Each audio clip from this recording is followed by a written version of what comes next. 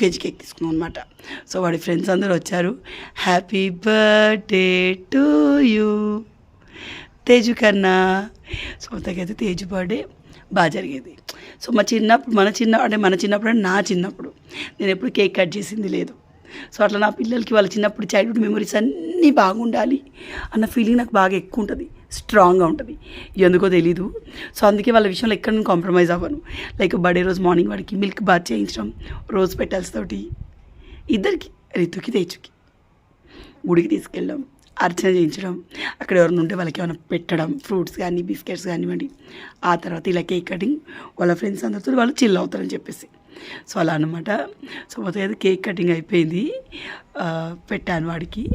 రితుగాడు full happy. రితుగాడు ఏంటంటే ఇంటికి వచ్చిన వాళ్ళందరి నుంచి ముందు గిఫ్ట్ తీసుకుంటున్నాడు. ఆడు చిన్నోడు కదా. మా రంగమన్న చూడండి ఫోన్ చూస్తుండు. అన్న హాస్పిటల్లో వర్క్ చేస్తారు కదా, బిజీగా ఉంటాడండి. అందులో మా కోసం కొంచెం టైం తీసుకొని వస్తాడు. చాలా బిజీగా ఉంటాడు, ఎప్పుడు కాల్స్ నడుస్తూనే ఉంటాయి. సో ఫైనలీ తేజుగాడు బర్త్డే కేక్ కటింగ్ అయితే అయిపోయిందనమాట. వాళ్ళ ఫ్రెండ్స్ అందరూ వాడికి నచ్చిన గిఫ్ట్ తెచ్చారు. వాడు ఆ విషయంలో చాలా అంటే చాలా హ్యాపీ అయిపోయాడు. సో నా ఫ్రెండ్స్ అంటే మా కాలనీ అందరు ఫ్రెండ్సే, పిల్లలు పెద్దలు అందరు ఫ్రెండ్సే. సో ఇలా పెద్ద పిల్లలు కొంతమంది వచ్చారు. సమ్మర్ కదా, ఇంక అప్పటికి హాలిడేస్ అయితే స్టార్ట్ కాలే, కానీ అందరికి ఎవరు ఇంటికి వెళ్ళిపోలేరు. హాలిడేస్ స్టార్ట్ అయినాయి కానీ ఎవరు ఇంటికి వెళ్ళిపోలేరు. సో అలా అందరు రావడానికి వీలైపోయింది. లాస్ట్ ఇయర్ కాక అంతకుముందు ఇయర్ ఎవరు రావడానికి కుదరలేదు. నాకు అప్పుడు సెలైన్స్ ఎక్కిచ్చాయి హెల్త్ బాగాలేక. సో మొత్తానికి హ్యాపీ వాడు బర్త్డే సెలబ్రేషన్ అయిపోయింది.